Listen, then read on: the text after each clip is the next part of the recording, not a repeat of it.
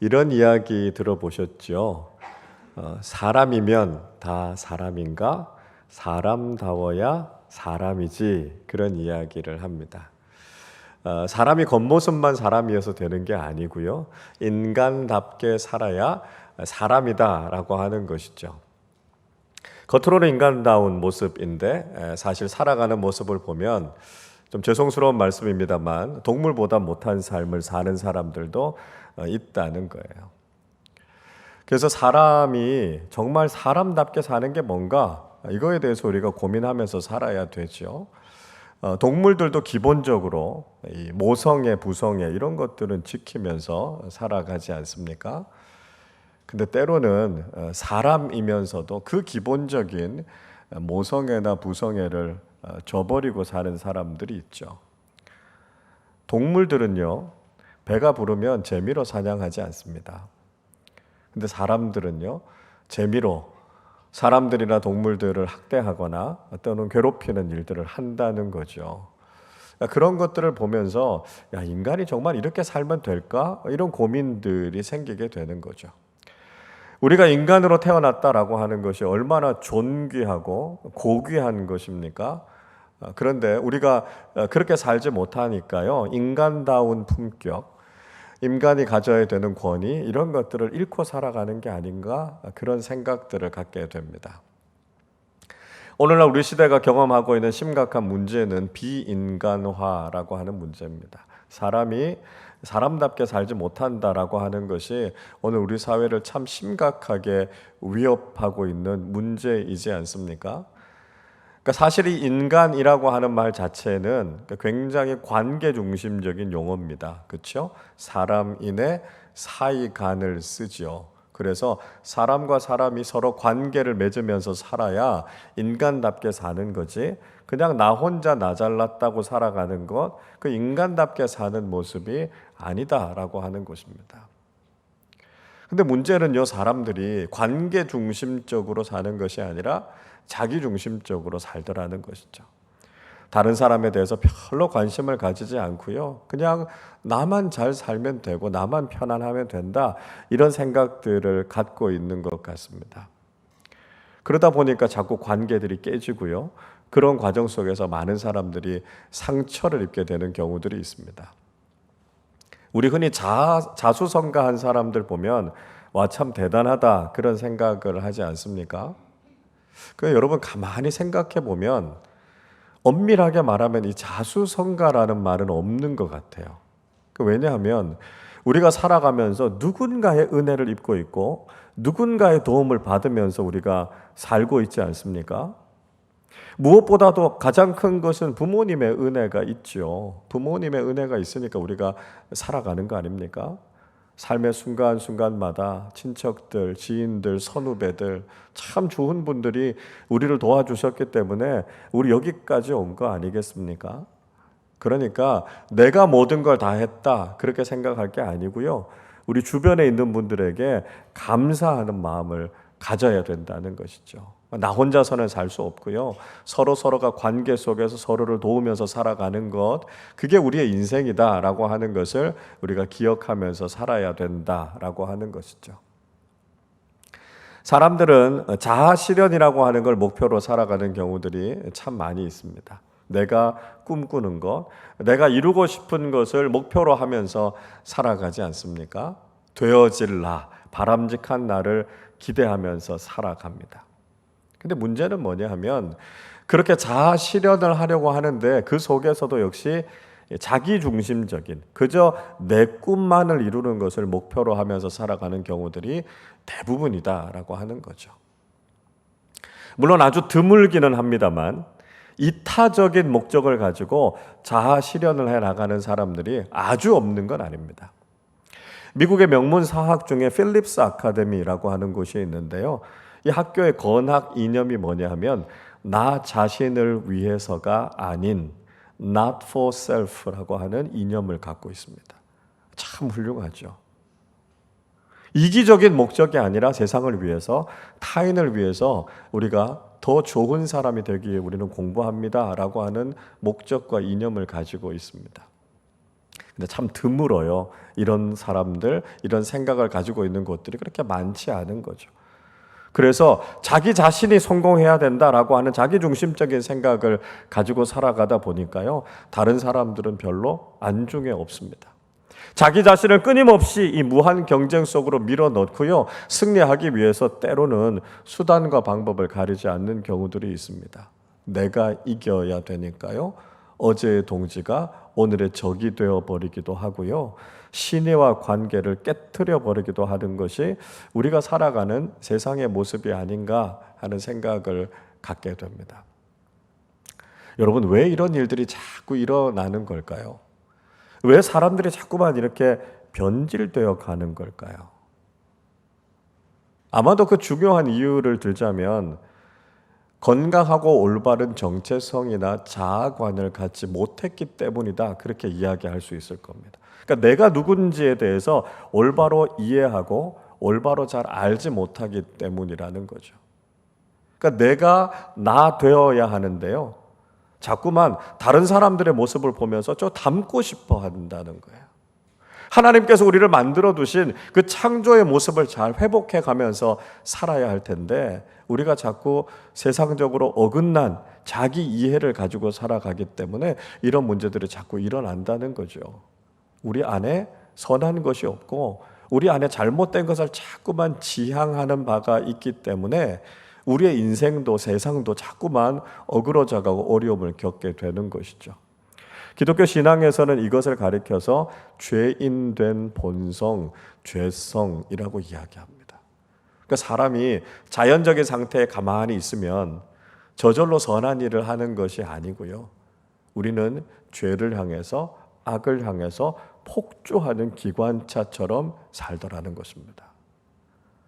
그래서 우리를 뭔가 제어할 수 있는 장치가 필요하다고 생각하는 거죠. 그래서 법이 필요하고 도덕이 필요하다, 그렇게 생각하는 거 아닙니까?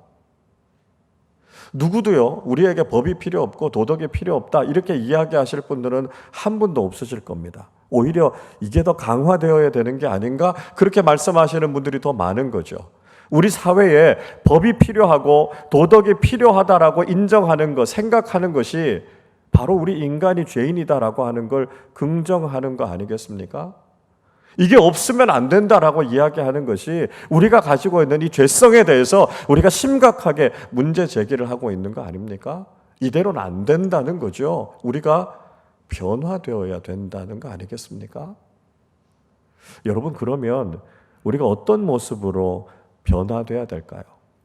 무엇이 우리를 변화시킬 수 있겠습니까? 그리고 변화된 사람들이 살아가는 세상은 과연 어떤 세상이 되겠습니까?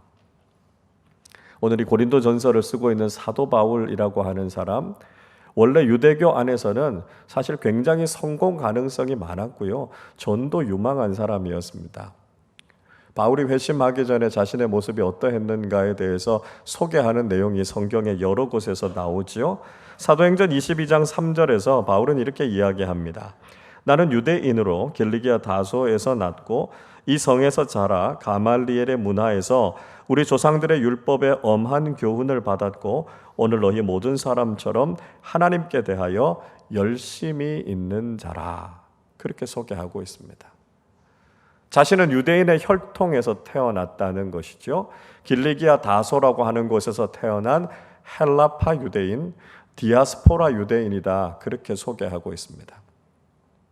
특별히 이 바울이라고 하는 사람은 학문적으로 굉장히 탁월한 사람이었습니다. 그 당시에 최고의 학파라고 이름 지어졌던 이 가말리엘의 문화에서 공부했던 수재 중의 수재였습니다. 유대교 신앙이 아주 투철했던 사람이었고요, 아주 종교적으로 열정이 많은 사람이었습니다. 빌립보서 3장 5절부터 6절에서 이렇게 이야기합니다. 나는 8일 만에 할례를 받고 이스라엘 족속이요 베냐민 지파요 히브리인 중에 히브리인이요 율법으로는 바리새인이요 열심으로는 교회를 박해하고 율법의 의로는 흠이 없는 자라, 이렇게 이야기합니다. 자신은 율법을 지키는 데 있어서 가장 엄격했던 바리새파에 속한 사람이다라고 이야기합니다. 율법의 조항들 하나도 어기지 않고요, 철저하게 그 율법을 지켰던, 그래서 율법의 의로는 흠이 없는 사람이다, 그렇게 자부하고 있었습니다. 그런 율법의 의를 가지고 유대교를 반대하는 사람들을 박해하고 죽이는 일까지 서슴지 않았던 사람이었죠. 그런 또 유대교 내에서 상당한 리더십을 가지고 있는 사람이었습니다. 사도행전 7장에서 예루살렘 교회의 집사 중에 한 사람이었던 스데반이 순교할 때 바울이 그 현장에 있지 않았습니까? 사도행전 7장 58절은 이렇게 말씀합니다. 성 밖으로 내치고 돌로 칠세 증인들이 옷을 벗어 사울이라 하는 청년의 발 앞에 두니라 이야기합니다. 스데반을 향해서 돌을 던졌던 사람들이요, 자신의 겉옷을 벗어서 청년 사울의 발 앞에 두었다라고 이야기합니다. 자, 이 행위는 사울이 그 모든 일의 책임자였다는 것입니다.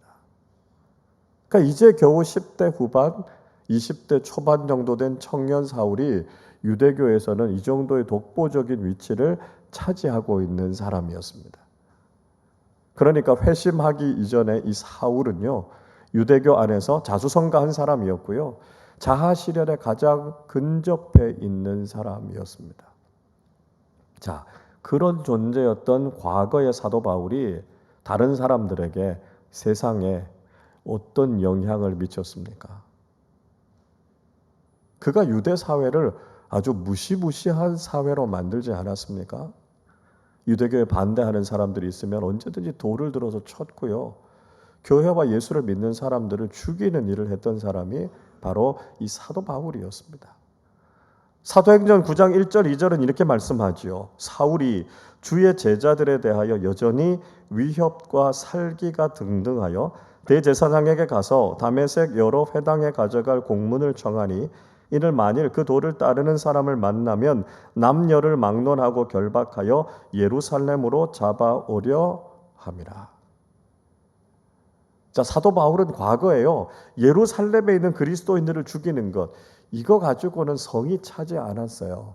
그래서 250km 떨어진 다메섹에 있는 그리스도인들까지 잡아오기 위해서 공문을 받아가지고 다메섹에 가서 그리스도인들을 끌고 와서 죽이려고 했던 사람이 사도 바울이었습니다. 가장 냉혹하고 차갑고 냉정한 사람이었습니다. 어떻게 보면 유대교가 길러낸 괴물 같은 사람이 바울이었다라고 하는 것이죠. 여러분, 때로는요, 사람들이 이런 모습으로 살아갈 때가 있다는 거예요. 똑똑하고 많은 것을 가지고 있고 뭔가 열정이 많은 사람들이 자기 욕망과 자기 중심성에 빠지면 세상을 이렇게 차갑게 만들고요, 다른 사람들에게 위협적인 존재가 될 수도 있다는 것이죠. 그런데 그런 바울이 자기 정체성에 있어서 놀라운 변화를 경험하게 됩니다. 오늘 본문 9절 말씀을 우리 같이 읽어보겠습니다. 나는 사도 중에 가장 작은 자라 나는 하나님의 교회를 박해하였으므로 사도라 칭함을 받기를 감당하지 못할 자니라. 바울이 회심하고 난 이후에 자기 자신을 가리켜서 자신은 가장 작은 자다, 그렇게 이야기합니다. 왜냐하면 그는 회심하기 전에 예수 믿는 사람들과 교회를 핍박했던 사람이기 때문에 지금 물론 복음을 전하는 사도가 되기는 했지만 그 모든 사도들보다 자기는 가장 작은 사람입니다. 아니, 나는 사도라고 불릴 만한 자격도 사실 없는 사람입니다. 그가 그렇게 겸손하게 고백하고 있는 것이죠. 그가 유대교 안에 있었을 때는 가장 잘 나가는 사람이었습니다. 그러나 그리스도인이 되고 난 이후에는 정말 겸손하게 자신은 아무것도 아니라고 고백하는 사람이 됐다라고 하는 것이죠. 그것을 단적으로 보여주는 것이 무엇입니까? 그의 이름이 사울에서 바울로 바뀌었다는 것이죠. 사울이라고 하는 이름의 뜻은 큰 자라는 것입니다. 그 이름처럼 자기가 유대교에서 가장 큰 사람이 되고 싶었고요, 자기 의로, 자기 열정으로 유대교 안에서 가장 성공적인 인생, 많은 사람들에게 인정받는 인생을 살고 싶었던 그 목표 가지고 살았던 것이 사울의 인생이었다는 것입니다. 근데 예수 믿고 나니까 바울, 작은 자로 바뀌게 된 거죠. 아, 나는 아무것도 아니구나, 나는 참 부족한 사람이구나, 바울이 그렇게 고백하면서 살았다는 거예요. 사울이 바울 되고 난 이후로 그에게 있어서는 위협, 살기 이런 것들이 다 사라져 버렸습니다. 이제는 더 이상 다른 사람들을 괴롭히거나 죽이는 사람이 아니라 다른 사람들을 사랑하고 살리고 세상을 평안하게 하는 사람이 됐다는 것이죠. 여러분, 자기의 정체성과 자아관이 올바르게 세워지게 되면 자신도 행복해지게 되고요. 많은 사람들도 행복하게 만드는 사람들이 된다는 것이죠. 오늘날 우리가 경험하고 있는 문제는 어그러진 자아관을 가지고 있기 때문에 자기 인생도 불행해지고요. 다른 사람들도 불행하게 만들고 있는 것 아닙니까? 우리가 얼마나 성숙한 인격을 가지고 아름다운 삶을 살아가고 다른 사람들에게 좋은 영향력을 미치면서 살까? 거기에 관심을 갖지 않고요. 어떻게 하면 내가 더 많은 것을 가지고 더 성공하고 힘을 가져서 세상에서 자기를 실현하고 사람들 위해 군림할 수 있을까? 그 관심을 갖고 살아가는 사람들이 너무 많은 거죠. 그러다 보니까 세상이 더 각박해져 가는 거 아닙니까? 우리가 무한 경쟁 때문에 피로해져 가는 것이고요.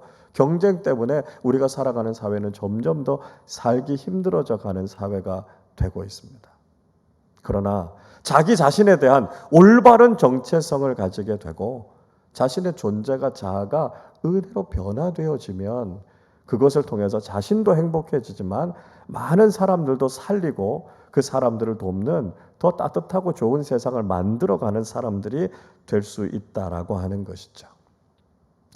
자, 그런데 여기에 중요한 문제점이 한 가지 있습니다. 그게 뭐냐 하면 사람들이 좀처럼 변하지 않더라는 것입니다.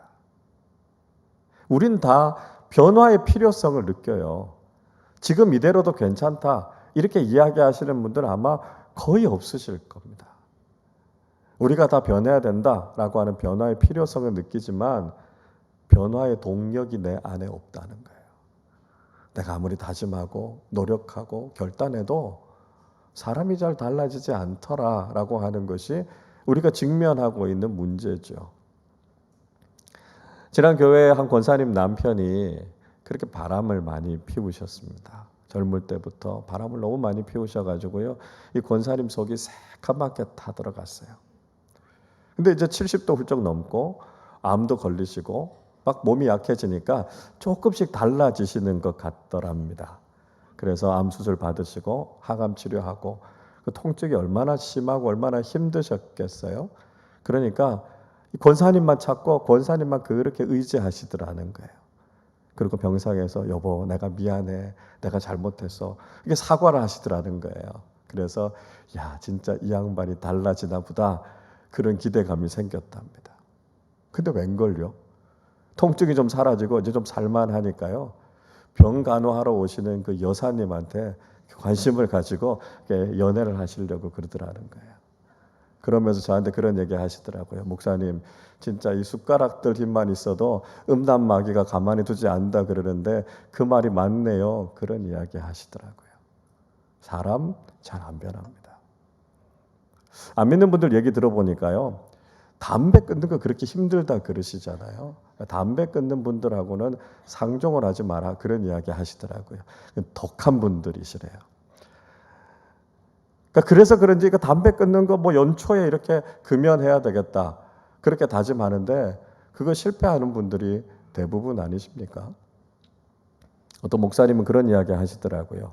사람은 37 넘어가면 안 변한대요. 그래서 37 넘으면 사람은 고쳐서 쓰는 거 아니다. 그런 이야기 하십니다. 왜 37인지 잘 모르겠어요. 그 목사님 이야기가 그렇습니다. 여러분 무슨 말씀 드리는 걸까요? 사람 잘 안 변한다는 거예요. 여러분 그럼 소망이 없습니까? 그냥 이대로 살아야 되는 겁니까? 우리 자신의 존재를 근본적으로 바꿀 수 있는 힘이 없습니까? 아니요. 있습니다. 오늘 바울은 자신의 존재를 변화시킨 힘이 있고 능력이 있다고 말씀하고 있습니다. 오늘 본문 10절을 같이 읽어보겠습니다. 그러나 내가 나 된 것은 하나님의 은혜로 된 것이니 내게 주신 그의 은혜가 헛되지 아니하여 내가 모든 사도보다 더 많이 수고하였으나 내가 한 것이 아니요 오직 나와 함께 하신 하나님의 은혜로라. 아멘. 사람이 아무리 바뀌려고요 결단을 하고 다짐을 하고 노력해봐도 내 힘으로는 안 바뀌더라는 거예요. 왜냐하면 내 안에 죄성이 있기 때문에 나는 나를 잘 바꾸지 못합니다. 그런데요, 하나님께서 은혜를 주시니까 도저히 바뀔 것 같지 않던 사람이 바뀌더라는 거예요. 바울이 그거 경험하지 않았습니까? 하나님께서 하시니까요, 자기 인생이 바뀐다는 걸 경험하게 됩니다. 사람이 바꿀 수 없는 것, 사람이 할 수 없는 것을 하나님께서 하신다는 거죠. 여러분, 죄는 자기가 중심이 되는 겁니다. 내가 할 수 있다고 생각해요. 내가 나를 바꿀 수 있다고 생각합니다. 그런데 그게 되시던가요? 안 돼요. 어떻게 됩니까? 하나님이 하시면 바뀌는 겁니다. 그래서 우리가 하나님의 은혜가 우리를 바꾸는구나. 그래서 은혜는 하나님 중심이 되는 겁니다. 하나님께서 나에게 이렇게 하셨습니다. 고백하는 것이죠. 그래서 오직 하나님의 은혜만이 나의 인생을 바꾼다는 것이죠. 사도 바울은 변화되고 난 이후에 사도로서 정말 많은 일들을 하지 않았습니까? 그러나 바울은 내가 했다고 이야기하지 않습니다. 하나님께서 내게 은혜를 주셔서 하게 됐다고요. 그래서 죄인인 본성이 은혜의 존재로 바뀌게 되니까 내가 주어가 되는 것이 아니라 하나님이 주어가 되시는 것이죠. 하나님께서 나를 이렇게 하셨습니다. 모든 것이 하나님의 은혜입니다. 고백하게 되는 것이죠. 여러분, 바울을 변화시킨 하나님의 은혜가 무엇이었습니까? 이 웬만한 은혜로 바울이 변화될 수 있었겠습니까? 만약에 바울에게 누가 와서 복음을 전한다고 하면 바울이 변화가 됐겠습니까? 아니죠. 오히려 자기에게 복음 전하러 온 사람을 잡아서 죽였던 사람이 바울 아니었습니까? 그런 바울을 변화시킨 하나님의 은혜가 무엇이었습니까? 그것은 부활하신 주님께서 그를 만나 주셨다는 것입니다. 웬만한 은혜로는, 웬만한 은총으로는 바울이 변화되지 않을 것을 하나님도 알고 계셨습니다. 그래서 특별한 은혜, 부활하신 주님께서 직접 바울을 찾아가셔서 그의 존재를 바꾸어 주신 거죠. 그래서 도저히 인간적으로 변할 것 같지 않았던 바울이 하나님의 이 특별하신 은혜를 경험하고 변화되어졌던 것 아닙니까? 여러분, 우리가 어떻게 바뀔 수 있습니까? 인간이 변화될 수 있는 비결이 무엇입니까? 그건 죽었다가 살아나면 바뀝니다. 담배 끊으셔야 됩니다. 운동하셔야 됩니다. 아무리 이야기해도요, 열의 아홉은 그 이야기 듣지 않습니다. 그런데 한번 쓰러졌다가 죽을 위기를 겪고 일어나게 되면요, 아무 얘기 안 해도요, 저절로 몸에 해로운 거 다 끊고 운동 열심히 합니다. 왜요? 죽었다 살아났잖아요. 여러분, 사람은 죽었다 살아나는 경험을 해야 변화되는 겁니다. 우리가 예수 그리스도의 십자가를 통해서 내 죄악된 자신이 죽고 예수 그리스도의 부활을 통해서 다시 살아나는 체험을 해야만 우리의 존재가 근본적으로 변화된다는 거예요. 십자가와 부활의 복음을 경험할 때 우리의 존재는 완전히 새로워지는 것이고요, 하나님의 은혜로 살아갑니다. 고백하게 되는 것이죠. 내가 아무리 노력하고 내가 아무리 열심히 살아가려고 해도 내 인생이 행복할 수 없었고 내 인생이 평안할 수 없었지만 하나님께 모든 것을 맡기고 하나님의 은혜로 내 인생이 새로워지니까 비로소 우리의 삶 속에 하나님께서 주시는 기쁨과 소망, 은혜가 있음을 고백하게 되는 것 아니겠습니까? 그 부활의 복음이 우리를 새롭게 하는 것이죠. 그래서 우리 모두가 부활의 복음을 만나고 우리의 존재가 새로워질 때만 우리는 변화된 그리스도인의 삶을 살아가게 된다는 것입니다. 여러분, 이제 변화된 우리가 어떻게 살아야 되겠습니까? 과거의 모습처럼 자기중심적인 이기적인 자아실현의 목표를 가지고 우리 자신을 또 그 일에 밀어 넣어야 되겠습니까? 하나님의 은혜로 변화된 바울은 어떻게 살아간다고 고백하고 있습니까? 오늘 11절의 말씀을 우리 같이 읽어보겠습니다. 그러므로 나나 그들이나 이같이 전파하며 너희도 이같이 믿었느니라. 바울은요, 이제 자신을 변화시킨 이 부활의 복음을 전파하는 삶을 산다 이야기하고 있습니다. 더 이상 자기 의를 내세우거나 자기 자신이 인정받으려고 하는 것이 아니라 오직 나를 변화시킨 이 부활의 복음을 전하는 복음의 증인으로 살고 있다라고 하는 것을 이야기하는 것이죠.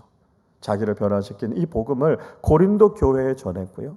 고린도 교회가 이 복음을 믿고 변화됐다라고 하는 이야기를 하고 있습니다. 인간적으로 보면 도저히 변할 것 같지 않았던 바울을 하나님께서 부활의 복음을 통해 변화시키셨습니다. 그리고 이 부활의 복음이 세속과 타락으로 찌들어 있었던 고린도라고 하는 도시의 심장을 강타했습니다.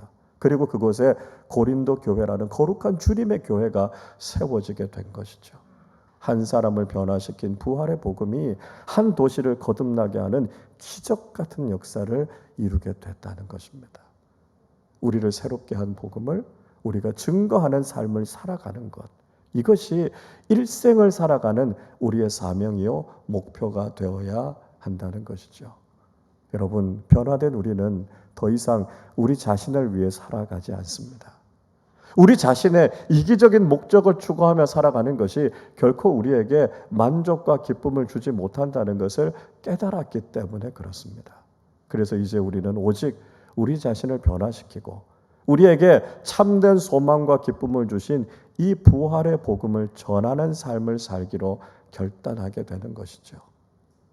우리처럼 완고한 사람들을 바꾼 예수 그리스도의 부활의 복음, 우리에게 생명을 주시고 우리에게 새로운 가능성을 주신 이 부활의 복음을 우리도 사랑하는 사람들에게 증거하는 삶을 살아야 하는 것이죠. 복음을 듣고 내가 변화되었다면 변화되지 않을 사람이 있겠습니까? 사울이 바울 되게 한 이 복음을 증거한다면 우리가 살아가는 삶의 자리들이 변화되지 않겠습니까? 그래서 변화된 사람들이 더 따뜻하고 아름다운 세상을 만들어 가야 하는 것이 바로 변화된 우리에게 주신 하나님의 사명이 아니겠습니까? 여러분, 복음은 법이, 교육이, 도덕이 바꾸지 못한 사람과 세상을 새롭게 하는 능력입니다. 우리가 살아가는 세상은 지금 이대로는 안 됩니다. 사람들은 점점 더 악해져 가고 있고요. 우리가 살아가는 세상은 점점 더 어두워져 가고 있습니다. 그 어떤 인간적인 방법으로도 세상은 달라지지 않고 사람은 변하지 않습니다. 여러분, 변화의 힘은 어디에 있습니까? 무엇이 정말 사람을 살리고 이 시대를 살릴 수 있겠습니까? 그것은 바로 예수 그리스도의 십자가와 부활의 복음밖에 없습니다. 결코 변하지 않을 것 같았던 사람들을 완전히 새롭게 하신 이 복음의 능력만이 이 시대의 소망이 되고요, 사람들을 새롭게 하는 능력이 된다는 것이죠. 내가 나 되게 하신 복음, 오늘 나를 지금 여기에 있게 하신 하나님의 은혜가 우리를 변화시킬 뿐만 아니라 이 세상과 많은 사람들을 새롭게 할 것입니다. 오직 하나님의 은혜로 새로워지게 됨을 믿음으로 고백하고 우리를 통해서 우리를 만나는 많은 사람들, 우리가 발딛고 살아가는 우리의 삶의 자리를 은혜의 자리로, 하나님의 나라로 일구어가고 가꾸어가는 믿음의 사람들이 다 되시기를 주님의 이름으로 축원합니다. 우리 시간에 함께 찬양하기를 원합니다. 하나님, 모든 것이 하나님의 은혜입니다. 내가 여기까지 올 수 있었던 것도, 우리가 하나님 안에서 이렇게 변화될 수 있는 것도, 우리가 하나님 앞에 예배하며 찬양하며 우리의 모든 인생의 목적을 하나님의 영광에 놓고 살아갈 수 있는 것도 하나님의 은혜입니다. 그 은혜에 감사하고 이 은혜의 복음을 증거하는 삶을 살아가게 하여 주시옵소서.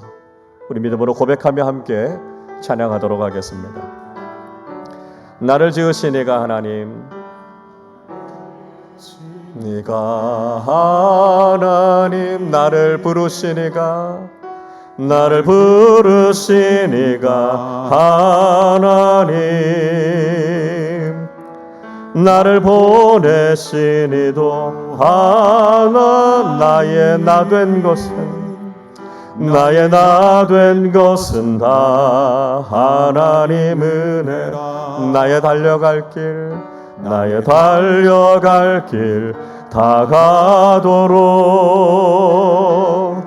나의 마지막 호흡 다하도록 나로 그 십자가 품게 하시니 나의 나 된 것은 다 하나님. 고백합시다. 한량없는 은혜, 한량없는 은혜, 갚을 길 없는 은혜, 내 삶을 애워싸는 하나님의 은혜. 나 주저함 없이 그 땅을 밟음도 나를 붙드시는 하나님의, 한 번 더 고백할까요? 한량없는 은혜, 한량없는 은혜, 갚을 길 없는 은혜, 내 삶을 애워싸는 하나님의 은혜. 나 주저함 없이 그 땅을 밟음도 나를 붙드시는 하나님의 은혜. 여러분, 그렇습니다. 하나님의 은혜 아니면 우리 살아갈 수 없고요, 하나님의 은혜 아니면 우리가 이렇게 여기까지 올 수 없었습니다. 우리 시간에 기도할 때, 하나님, 나를 나되게 하신 하나님의 은혜, 나를 살리시고 우리에게 영원한 생명을 주신 이 부활의 복음에 감사하고 감격하는 사람들 되게 하여 주시옵소서. 하나님, 나를 변화시킨 이 부활의 복음을 이제 사랑하는 가족들과 많은 사람들에게 전하게 하셔서 복음으로 변화된 사람들이 일구어가는 하나님 나라, 참 아름다운 세상을 함께 만들어가게 하여 주시고 이 부활의 복음에 합당한 삶을 살아가는 믿음의 사람들 되게 하여 주시옵소서. 우리 말씀을 생각하며 함께 합심으로 기도하겠습니다. 하나님 아버지, 감사합니다. 모든 것이 하나님의 은혜임을 고백합니다. 내가 열심히 살아왔고 내가 수고하며 내가 결단하며 다짐하며 살아왔기 때문에 오늘의 내가 있게 된 것이 아니라 하나님께서 우리의 인생의 주인이 되시고 우리의 삶을 이끌어 주시고 우리에게 베풀어 주셨던 그 풍성한 은혜가 있었기 때문에 오늘 내가 여기 있음을 고백하게 하여 주시옵소서. 내가 나 된 것이 하나님의 은혜임을 고백하게 하여 주시고 사울이 바울 되게 하셨던 하나님의 그 놀라운 은혜, 그 부활의 복음의 능력을 통하여서 하나님 우리 자신이 새로워지게 하여 주시고 그를 통해 우리의 가정이, 우리의 일터가, 우리의 공동체가, 이 나라와 이 민족이, 온 세상이 변화되고 새로워지는 놀라운 역사가 일어나게 하여 주시옵소서. 부활의 복음이 나를 새롭게 했습니다. 하나님, 이제 우리의 입술을 통해 선포되는 부활의 복음을 통해 세상이 새로워지고 사람들이 새로워질 수 있도록 주님 인도하여 주시고 이제는 오직 부활의 복음 증거하는 이 일이 우리 인생의 사명이 되게 하여 주셔서 오직 부활의 복음에 합당한 삶을 살아가는 우리 모두 되게 하여 주옵소서. 하나님 아버지, 그 놀라운 은혜와 사랑에 감사를 드립니다. 내가 나 된 것은, 우리가 여기까지 올 수 있었던 것은 하나님의 은혜임을 고백합니다. 하나님께서 하셨습니다. 하나님의 능력으로 우리의 삶을 빚어 오셨습니다. 하나님 아버지, 우리 자신의 죄악된 모습을 주님의 십자가 앞에 다 내려놓게 하시고 부활의 복음으로 우리의 인생을 새롭게 하셔서 우리에게 영원한 생명을 주셨으니 이제 부활의 복음에 합당한 사람들로서 예수 그리스도의 복음을 증거하며 살아가는 복음의 증인들 다 되게 하여 주옵소서. 우리가 변화되어져서 하나님의 말씀에 순종하며 살아가는 것처럼 복음의 말씀을 듣고 변화된 많은 사람들이 이 시대와 세상을 하나님 나라로 일구어 가게 하여 주셔서 하나님께서 주시는 소망과 위로, 평안과 기쁨이 우리가 살아가는 삶 속에 늘 넘쳐나게 하여 주옵소서. 감사드리며 우리 주님 예수 그리스도의 이름으로 기도하옵나이다. 아멘.